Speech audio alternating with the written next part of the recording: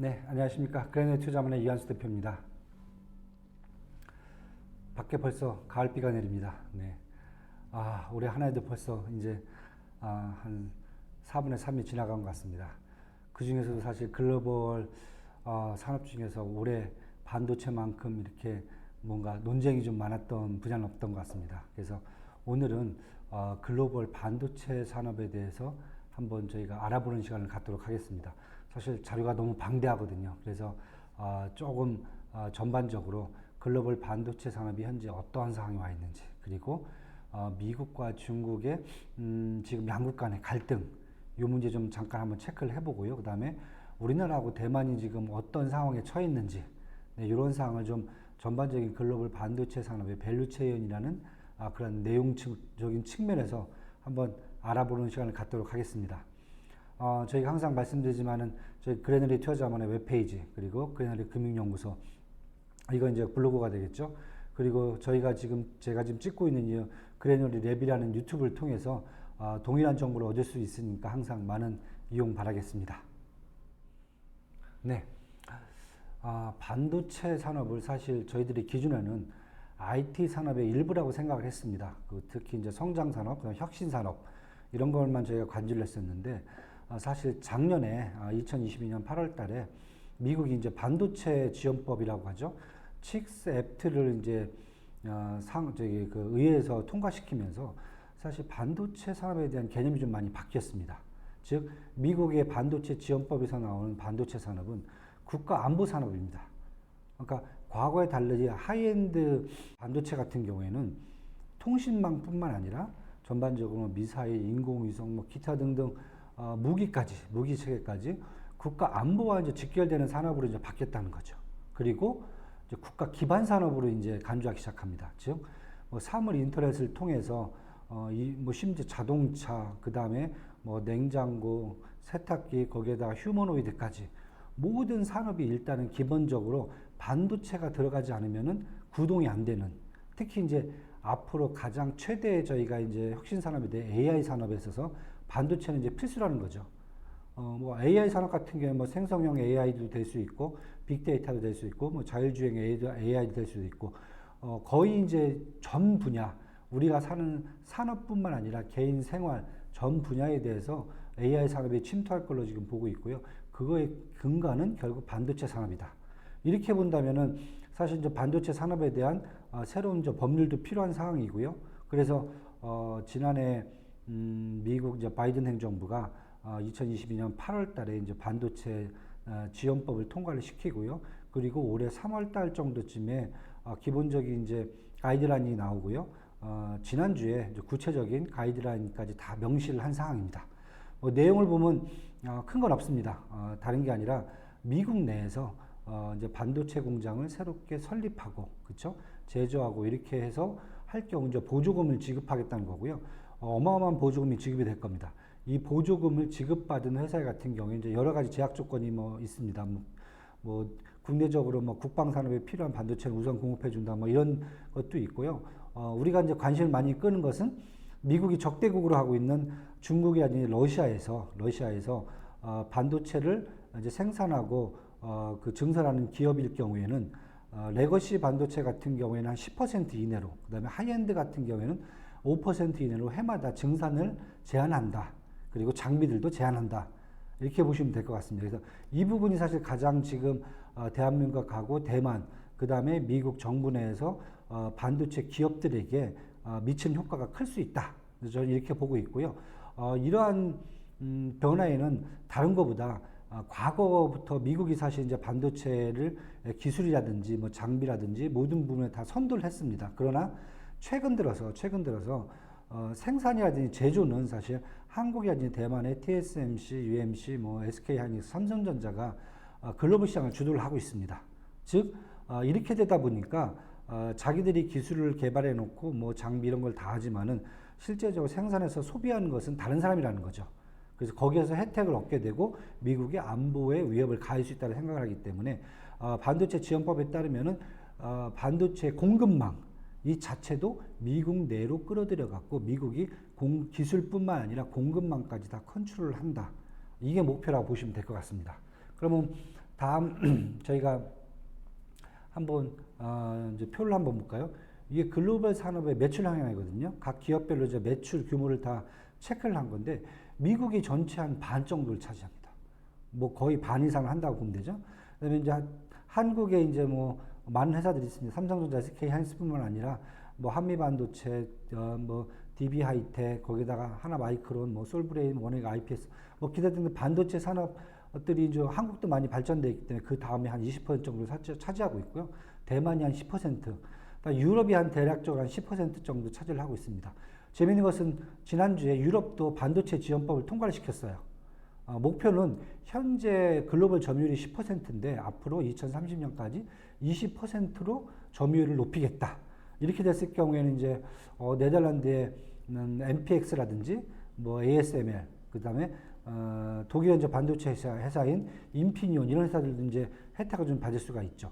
최근에 뭐 인텔 같은 경우에는 지금 독일 정부와 반도체 공장 2개를 독일에 이제 설립하면서 독일 정부로부터 보조금을 받겠다라고 지금 협상을 하고 있는 중입니다.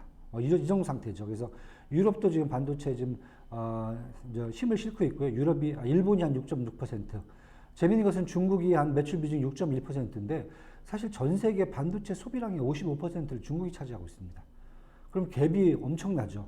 그리고 이 두 개를 비교해 본다면은 결국 중국이 지금 자체적으로 반도체 자립도가 한 15, 16%밖에 안 나온다는 얘기죠. 그러니까 잘 아시다시피 13차 경제기획에서 메이드 인 차이나 2025가 나옵니다. 주요 산업의 소재라든지 부품 이런 것들을 2025년까지 자립률을 70%까지 끌어올리겠다. 지금 보시면은 뭐 중국의 자동차뿐만 아니라 뭐 전기차, 그다음에 뭐 철강, 조선, 거기다가 뭐 친환경 에너지, 뭐 태양광이라든지 풍력, 수력까지 아직 수소 에너지까지 하여튼 전반적으로 다 지금 자립률이 70에서 80까지 다 끌어올렸거든요. 그런데 유일하게 지금 반도체만 못 끌어올리고 있습니다. 그럼 대충 이제 미국과 중국의 대략적인 갈등이 좀 나오겠죠.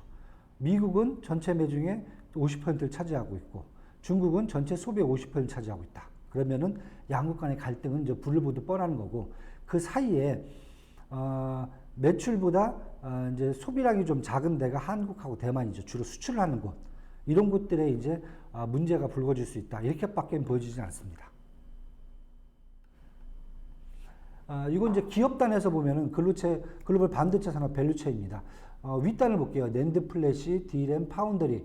이쪽에서 보면은 지금 뭐 삼성전자, 뭐 도시바, SK 하이닉스, 그다음에 D램에서는 낸드 플래시는 웨스턴 디지털까지 좀 미국하고 한국하고 일본 뭐 이 정도 여기가 이제 다 점령을 하고 있고요. D램 같은 경우에는 삼성, SK가 거의 뭐 한 70% 넘게, 마이크론이 한 20% 정도 점유를 하고 있고요. 그다음에 파운더리 같은 경우 뭐 TSMC하고 UMC 대만 업계가 거의 뭐 압도적이고요. 삼성전자가 좀 있고요. 그다음에 미국도 좀 있고, 그다음에 SMIC 중국이 한 5등 정도를 하고 있어요. 5% 정도 글로벌 점유율을 높이고 있고, 이번에 이제 화웨이가 5G 폰 좀 신형을 좀 출시를 했는데 선풍적 인기를 끌기 시작했죠. 그런데 안에 보니까 칩이 SMIC가 만든 7나노짜리 칩이라는 거죠. 그러면은 이 정도 7나노 칩이라 그러면 좀 머리가 아파지죠. 왜냐면 삼성전자가 2020년, 그다음에 대만의 이제 TSMC가 2019년도에 5나노짜리 이제 그 칩을 생산을 이제 본격적으로 시작했어요. 근데 만약에 SMIC가 7나노짜리를 생산하고 있다면은 양국 간의 차이는 기술 차이가 한 5년, 6년밖에 안 된다. 이렇게 될 수가 있거든요. 요건 좀 이따 한번 또 말씀을 드리겠습니다. 그 밑에 단에 보시면 이제 팹리스라든지 CPU, 그래픽, 장비 보면 다 미국입니다. 그쵸? 뭐 그냥 다 미국이 다 들어와 있습니다. 팹리스에서는 뭐 퀄컴이라든지 브로드컴 같은 통신 반도체, 엔비디아는 뭐 GPU, AMD는 CPU, GPU 다 하고 있고요. 마베 같은 경우는 뭐 다양하게 포트폴리오가 지금 구성되어 있고요. 재밌는 게 뭐 중앙 처리 장치 보면 인텔이 한 70이고 AMD가 20%를 차지하고 있는데 GPU도 마찬가지예요. 엔비디아가 80인데 AMD가 한 20%를 차지하고 있는 거죠. 그래서 가끔씩 그럽니다. 뭐 CPU하고 GPU가 다 갈 때는 AMD를 사야 된다. 그렇죠? 만년 2위가 또 AMD인데 어떻게 보면 또 포트폴리오가 다양화되어 있다고 할 수가 있죠. 장비 쪽은 뭐 어플라이드 머티리얼스가 뭐 가장 크고요. 그다음에 ASML인데 항상 지금 네덜란드 ASML은 좀 불만스럽죠. 왜냐하면 최대 지금 매출처, 수출처가 지금 중국인데 그쪽에 대한 수출을 지금 미국이 막고 있거든요.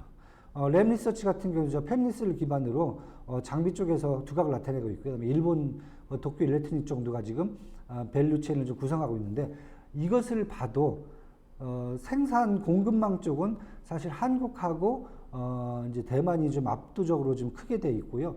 그리고 미국이 이제 일부 자국 내 걸 생산하고 있다, 이렇게 지금 보여집니다. 그리고 밑에 설계라든지 기술적인 측면들, 이런 것들은 사실 이제 미국이 다 앞서 있다. 장비까지 이렇게 좀 보시면 될 것 같아요. 그래서 앞에서 말씀드렸듯이 반도체 지원법에 따르면은 한국하고 대만이 갖고 있는 공급망도 미국 쪽으로 끌어들이려 하고 있기 때문에 한국 삼성전자든지 뭐 SK 하이닉스, 그 다음에 TSMC, UMC 같은 경우는 지금 머리가 아픕니다.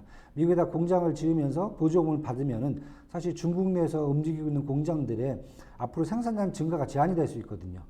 왜냐하면 실제 매출액의 대부분이 삼성전자라든지 TSMC 같은 경우 사실 중국을 통해서 나고 있습니다. 그건 좀 이따 한번 저희가 한번 표를 통해서 보여드리겠습니다. 그렇다고 보면 사실 지금 차이나 디리스킹이 되게 문제가 지금 관심이 지금 집중되고 있죠. 이미 지금 올해 이제 5월 달에 G7 정상회담을 기점으로 이제 미국이 이제 토니 블링컨 지금 국무장관, 그 다음에 제넷 옐런 재무장관, 존 케리 미국 기후변화 특사, 그 다음에 지나 러먼드 상무장관은 저기 지난달 말에 또 북경을 방문했어요. 마지막에 지나 러먼드 상무장관 같은 경우에는 북경을 방문하면서 양국 간, 중국하고 미국 간 차관급 실무진 TFT 팀을 결성을 했어요. 특히 무역 구조의 갈등을 완화시킬 수 있는 그 해결책을 제시를 하겠다, 지금 이렇게 얘기를 하고 있고요.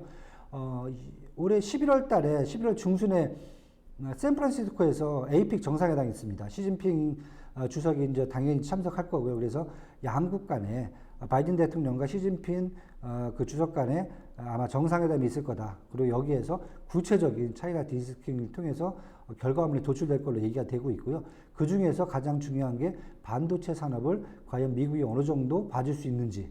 왜냐하면 지금 미국이 중국에서 지금 제재를 하고 있는 수준이 어느 정도냐면은 낸드 플래시 같은 경우는 128단, 그쵸? 이상을 다 맡고 있습니다. 그 다음에 D램 같은 경우는 18나노, 그 다음에 로직 반도체는 28나노입니다. 중국의 지금 수준이 딱 그 정도 수준까지 와 있거든요. 그 위에를 하이엔드로 보고 있고, 지금 요 수준까지를 레거시로 보고 있습니다. 그러니까 중국은 지금 레거시까지는 커버가 되는데, 하이엔드는 지금 커버가 안 되는 거죠. 그 딱 선을 지금 미국이 맡고 있다. 특히 기술뿐만 아니라 장비, 그다음에 제품의 수출까지 지금 딱 규제를 하고 있다라고 보시면 될 것 같아서 이 부분이 과연 얼만큼 좀 규제를 완화해주고 그 다음에 중국이 숨통을 트이스트해주는지, 이게 이제 관건이라 보시면 될 것 같아요. 그다음에 이제 요게 이제 중국의 상황이 그럼 어떠냐? 중국 이게 반도체 산업 수급인데 밑에 이제 회색이 이제 반도체 생산 규모고요. 파란색 바가 요 막대선이 이제 반도체 시장 규모인데, 이렇게 보면은 지금 자금률이죠. 자금률이 2023년도에 17%가 안 돼요. 너무 낮죠. 아까 말씀드렸듯이 메이드 인 차이나 2025에서 반도체만 결국은 자기들 성과를 지금 못 이룬 상태입니다. 그리고 2025년도까지 해봤자 20% 자금률을 얘기하고 있어요. 최소한 70%가 나오려면은 시간상으로 보면 15년, 20년이 걸릴 수가 있어요. 그러니까 중국 입장에서는 지금 반도체 수급이 지금 너무 절실한 상황이거든요. 근데 그걸 지금 미국이 쥐고 있다, 이렇게 보시면 될 것 같고요. 그럼 중국 내 반도체 산업의 밸류체인은 어느 정도냐? 낸드 플래시 같은 경우는 사실 YMTC 이제 양쯔 메모리라고 하거든요. 여기 칭화윤리의 자회사입니다. 우리가 그 항상 얘기하는 칭화윤리 자회사인데 232단 3D 기술까지 올려왔어요. 여기는 뭐 가장 선진 기술까지 지금 자체 기술을 다 개발을 하고 있기 때문에 낸드 플래시는 중국도 이게 큰 걱정 없을 것 같아요. 근데 뭐 낸드 플래시가 사실 하이엔드는 아니거든요, 제품 중에서. 그리고 양쯔 메모리가 아직 상장이 된 회사가 아니기 때문에 이제 지금 사시겠다는 분들은 조금 좀 기다리셔야 될 것 같습니다. D램 부분에서 이제 창신 메모리가 지금 올라와 있는데 지금 19나노 DDR4 8GB 정도 생산하고 있어요. 삼성의 지금 D램 주력 상품이 DDR5거든요. 그래서 16GB니까 양국 간에 한 7, 8년, 최소한 10년 차이 정도는 기술 격차가 있다라고 보시면 될 것 같아요. 파운드리 쪽은 보면은 지금 SMIC가 이제 글로벌 5위인데 14나노까지 지금 올라온 것은 이제 명확하고요. 그 정도 기술은 충분히 지금 나오고 있는데 작년 9월달, 10월달에 7나노를 이제 기술을 개발했다고 얘기가 있었어요. 그걸 뭐 TSMC 기술을 훔쳤다 뭐 그런 얘기부터 있었는데, 문제는 그때부터 이제 이 생산 공장을 만들겠다고 선언을 했는데 그 뒤로 깜깜무소식이에요. 왜냐하면 미국에서 이 7나노를 만들 수 있는 이제 EUV 장비 ASML에서 수입해야 되는데 그 장비를 규제를 통해서 다 막아버렸거든요. 그래서 이게 안 되다가 소문에 의하면은 EUV 장비 말고요, 노광 장비, DUV 장비가 있거든요. 2차 대전 때 만든 장비인데 이걸로 갖고도 구식 장비지만은 만들 수는 있어요. 이론적으로는 뭐 5나노까지도 만들 수 있다고 하는데 이 장비를 아마 TSMC 공장에서 갖고 왔다 뭐 이런 소문도 있고요. 하여튼 아니면은 미국이 DUV 장비에 대해서는 구식 장비라고 노후 장비라고 해갖고 규제를 안 한 걸로 알고 있어요. 그래서 그 장비를 수입했을 수도 있다. 그래서 그걸 갖고 만들었다라고 얘기를 하는데 차이점은 이겁니다. 지금 중국 휴대폰 시장에 이제 샤오미가 거의 한 20% 정도를 차지하고, 그다음에 오포가 그 다음을 차지하고 있고, 원래 화웨이가 한 20% 차지하다가 지금 한 4, 5%까지 뚝 떨어졌어요. 규제를 막고 나서. 그런데 이번에 이제 요 7나노짜리를 끼고 나오면 아마 다시 또 점유율을 한 중국 한 15% 올릴 수 있다고 얘기를 해요. 그런데 DUV 장비를 만들면 이겁니다. EUV는 한 번에 딱 반도체를 그 선을 다 찍어버릴 수가 있어요. 그런데 DUV는 저희가 도장을 한 번 찍으면 이렇게 잘 찍히면 한 번에 딱 나오잖아요. 근데 약간 잉크도 없고 그러면 이제 한 번 찍으면 흐릿해요. 그러면 방법이 두 번, 세 번 똑같은데 그대로 맞춰갖고 찍는 방법이거든요. 그렇게 해서 만드는 방법입니다. DUV 장비는. 그러면은 단점이 이겁니다. 여러 번 찍어야 되기 때문에 시간이 많이 걸려요. 그래서 생산량이 줄어듭니다. 또 하나 단점. 부도율이 아니죠. 죄송합니다. 제품에 하자가 많을 수가 있어요. 그래서 충분하게 반도체를 화웨이한테 공급할 수 없을 거다. 이게 이제 시장의 전망치입니다. 그래서 하여튼 SMIC는 이번에 7나노가 나오긴 나왔는데 그게 이제 중국 내 수요를 감당할 정도는 아니다. 대신 이제 화홍 반도체도 한 28나노까지 지금 만들 수 있고요. 그래서 밑에 쭉 보시면은 여기 제가 해외 업체라고 돼 있어요. 삼성전자가 사실 시안의 공장에서 낸드 플래시를 지금 중국에 지금 자체적으로 제공해주고 있고요. 이게 한 40% 정도가 됩니다. 그쵸? 수요량이. SK 하이닉스가 지금 우시에 D램 공장이 있고요. 다른에 낸드 플래시 공장인데 이것은 2019년도에 인텔을 통해서 공장을 인수했어요. 두 개 합쳐갖고 D램 같은 경우에는 SK 하이닉스가 중국에 한 33% 이상 3분의 1을 공급해주는 걸로 지금 얘기가 되고 있습니다. 네, 파운드리 쪽에서는 TSMC가 상하이하고 수저우에 이제 파운드리 공장을 갖고 있고요. 그 다음에 UMC도 지금 셔먼에 파운드리 공장을 갖고 있어요. 이 두 개 회사가 거의 중국의 반 이상의 파운드리 제품을 지금 공급해주고 있다 이렇게 보시면 될 것 같습니다. 그리고 미국 회사들은 마이크론, 인텔 같은 경우에는 이미 공장을 다 철수를 했기 때문에 미국서 만들어 갖고 수출하는 방식으로 지금 중국에 공급을 하고 있고요. 한국 삼성전자하고 그다음에 SK 하이닉스도 일부는 또 국내에서 만들어 갖고 중국에 수출하는 그런 방식을 좀 취하고 있습니다. 그래서 이렇게 돼 있고 설계라든지 팹리스는 사실 중국도 좀 많이 올라와 있습니다. 그래서 하이실리콘 같은 경우 뭐 잘 아시다시피 이제 그 화웨이 자회사입니다. 그래서 통신 반도체 쪽을 만들어 주는데 뭐 글로벌 회사가 지금 발돋움해 있다라고 보시면 될 것 같고요. 자강북미 같은 경우에 이제 칭화윤이 꾸어신 같은 경우 이것도 칭화윤이 자회사예요. 자회사인데 이쪽은 이제 보안하고 특수 반도체 쪽에서 되게 많이 올라와 있습니다. 그리고 웨이얼 반도체 같은 경우에는 이제 스마트폰 CIS에서 글로벌 3위까지 지금 치고 올라와 있습니다. 후공정은 이건 레거시 공정 쪽에서는 중국이 지금 압도적으로 지금 글로벌 점유율이 높아졌고요. 장비 같은 경우도 이제 웨이얼 같은 게 AMEC이 지금 한 45나노의 A층 분야급까지는 끌어올린 것 같고요. 나우라 북방화창 같은 경우가 지금 한 28나노에서 지금 14나노까지 지금 장비를 생산할 수 있는 걸로 지금 얘기가 나오고 있습니다. 그래서 나우라 같은 경우는 지금 관심을 좀 많이 받고 있죠. 그래서 지금 이렇게 보시면은 중국의 지금 반도체 산업 밸류체인 자체가 아까 말씀드린 자금률이 한 17% 정도가 있고 나머지들은 지금 해외 업체들 특히 삼성하고 SK 하이닉스, TMC, UMC가 중국 내에 있는 공장을 가동해서 지금 많이 메이크업을 해주고 있고 그 다음에 미국하고 또 나머지 대만하고 한국업에서 수출을 통해서 공급을 하고 있는 구조라고 보시면 될 것 같아요. 그래서 지금 중국 내부에서도 지금 꾸준하게 지금 올리려고 노력을 하고 있는데 기본적으로 기술 격차는 한 15년 이상은 지금 나 있는 걸로 지금 보여지고 있습니다. 그래서 미국 입장에서는 반도체 지원법을 통해서 삼성전자라는 한국하고 대만 업체들, 일본 업체들을 다 미국 쪽으로 끌어들여 갖고 공급망도 미국 내에서 만들어 갖고 중국을 컨트롤할 수 있는 그런 방법을 지금 취하려고 하는 것 같습니다. 그래서 결국은 저희들이 봤을 때는 답은 하나인 것 같아요. 결국 최대 수혜주는 미국 반도체사인 것 같습니다. 그게 뭐 TSMC가 됐든 UMC가 됐든 인텔이 됐든 결국은 그쪽에서 가장 큰 밸류 체인이 나올 것 같아요. 그리고 한국하고 이제 SK 하이닉스는 중국 매출이나 이런 부분에서 이제 미국의 통제를 받아야 되는 상황이 와 있기 때문에 앞으로 이제 매출이 이제 저희가 생각하듯 이렇게 크게 늘어날 수 있는, 지금도 매출이 크지만은 그 부분이 더 크게 성장으로 가기에는 조금 뭐랄까 좀 한도가 있지 않나.